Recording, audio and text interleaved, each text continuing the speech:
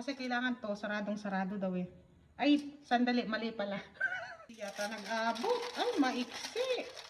Bubuka ang bulaklak ito. Kailangan daw kasi saradong-sarado. Ayan, sa nakikita nyo naman, bumubuka na siya. Kailangan daw hindi sisingaw eh. Di bali na daw na magkasingaw ka sa nguso. Huwag lang itong sumingaw. Ganito pala sila maglinis ng isda dito sa Pakistan. Oh, walang ulo. Pero meron namang nagtitinda na may ulo. Kaya nga lang, tinatanggal din yung panga at saka mata. Ang tinitira lang yung pinaka parang ulo dito, yung pinaka batok, yung sa utak.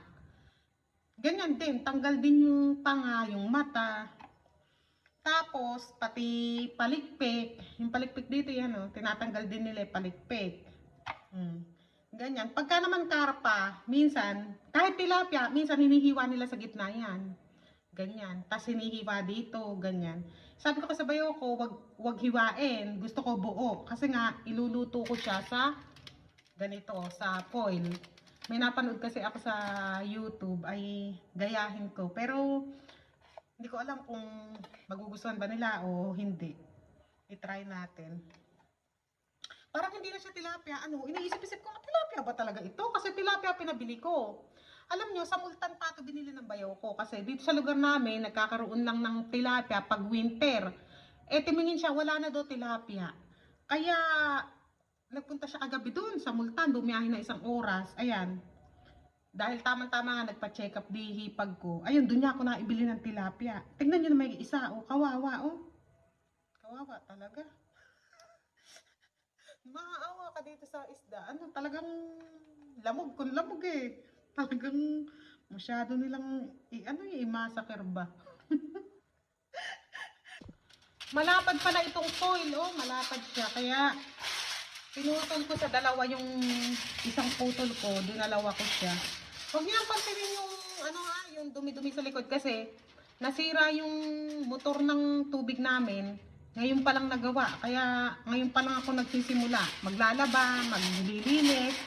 Eh dahil vlogger-vloggeran tayo, video-video muna. Simulan na pala natin magbalot. Pinahiran ko lang siya ng magic sarap at saka chili powder kasi alam niyo naman mga Pakistani, mahilig sa maanghang yan. Baka pala may magsabi na, ba't nilagyan mo ng magic sarap? May baboy yun, ganun. Ay halal to, tingnan nyo, oh, certified yan, may halal. Ilagay na natin 1 piraso dito. Ay malaki, pwede yata kasi yata dalawa, ay hindi. Oo, kasi yata, ay hindi, isa lang. Kasi kailangan to, saradong-sarado daw eh. Ay, sandali, mali pala. Lagyan muna pala natin. Sa napanood ko kasi, lagyan daw muna ng sibuyas, ganyan sa ilalim.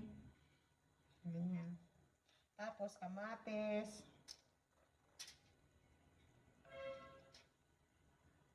Saka, itong siling pukinggan. At saka itong ano, butter. Ayan, malinggetong na butter. 3 pirasong malinggetong. Sana ganito nga. Ganito sana yung pagkakaalala ko. Tapos, ayan, lagyan natin. Lagyan ko nga ng ano sa loob, ng sibuyas sa kamatis, ano. Sa loob, para lumasa. Konti lang. Tapos, ayan, sasarado na natin. Ganyan. Tama sana itong ginagawa ko talaga natin. Hindi yata nag-abot. Ay, maiksi. Bubuka ang bulaklak ito. Ba't pala hindi ko na pinutol yung ano, oil. Hayaan mo. Tapos ayan. Kailangan daw kasi saradong-sarado. Ayan, sa nakikita nyo naman, bumubuka na siya. Bumubuka ang bulaklak na, hindi pa man, di ba?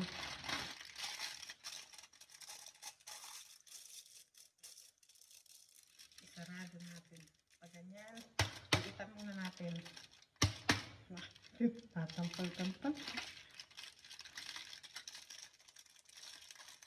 Mali ako ng diskarte sa foil.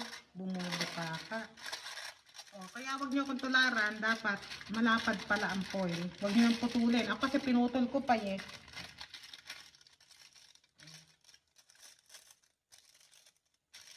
Kasi nakabuka dito. Oh. Nakabuka siya sa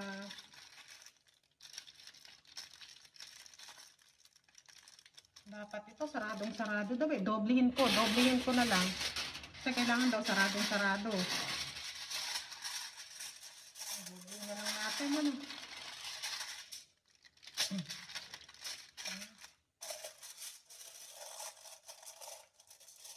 Kailangan daw hindi sisingaw eh. Di bali na daw na magkasingaw ka sa nguso. Wag lang itong sumingaw. Di bali ikaw daw magkasingaw. Wag lang to. Ayan na siya. Tapos, i-grilled mo. Mga 30 minutes ay luto na yan. Sabi. Pero ako gagawin ko itong 1 hour kasi sila gusto nila ganyan. Lutong. Nag-iihaw na pala ako dito sa labas. Yung palang nakikita nyong ihawan ko ay pasuya na ginawa kong ihawan. May talong din pala dyan dahil bala ko nga mag-ihaw. Eh, kasarap din sa halubaybay niyan, di ba? Nakaluto na ako. Tingnan natin kung masarap ba. Luto na sana. Kumakatas na yun. Ang bango. Luto na kaya. Parang hindi pa yan. Hindi pa. Excited naman kasi ako. Kasi bumango na eh, kaya akala ko luto na eh. Pero kung sa atin to, pwede na sa atin to kasi tingnan nyo, ang lambot. Ang lambot na eh. Ay, hindi nyo pala nakikita. Ayan malambot na eh. Diba ang lambot-lambot na niya? Pwede na itong tikman. Tikman ko nga. Kung hilaw, eh, ibalik ko na lang. Pero ayan ang tawag doon? Nalalagas na. Humihiwalay na siya agad. Luto na, malambot na yan. Parang hindi nga tilapia. Ito, matinik ata. Ay, hindi. Tikman natin. Moment of truth. May pa moment of truth ka pa. Tinik. Sausaw nga natin sa katas. Unang kagat para sa inyo.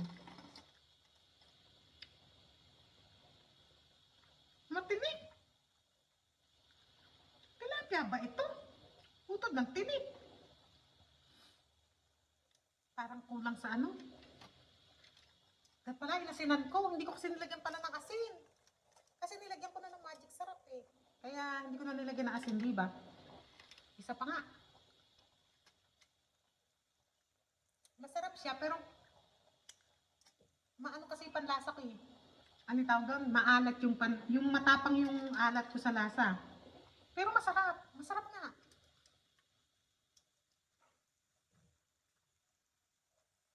Yun nga lang kulang sa asin. Pero sa iba, tama na ganito. Sa hindi gusto na maalat. Masarap pala. Lalo na yung nasa ilalim, yung may mga sauce ng kamati, sibuyas. Di ba yung sa ilalim? Ang sarap. Masarap nga. Akala ko lang noong una parang hindi.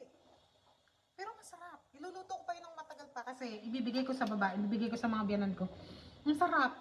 Medyo maanghang kasi nilagyan ko ng chili powder. Mukha siyang hindi masarap pero ang sarap.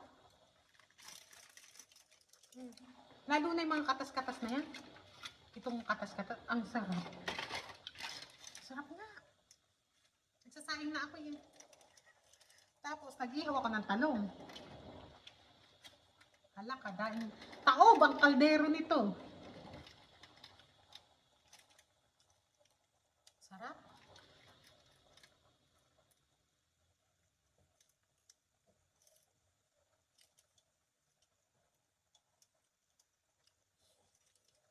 Gusto kaya nila. Kasi sila, mahilig sila sa maraming masala, maraming coriander powder, turmeric. Hindi ko kasi nilagyan. Kasi ang pagluto ko ngayon, Filipino style.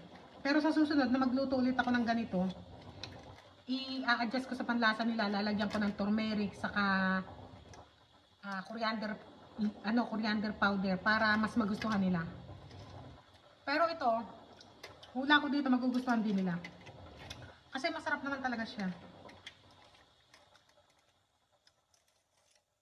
Masarap. Niluto ko pa itong bagya. Medyo mapink pa yung balat, ay karni. Yung laman niya, mapink pa. Medyo hilaw pa nga ito.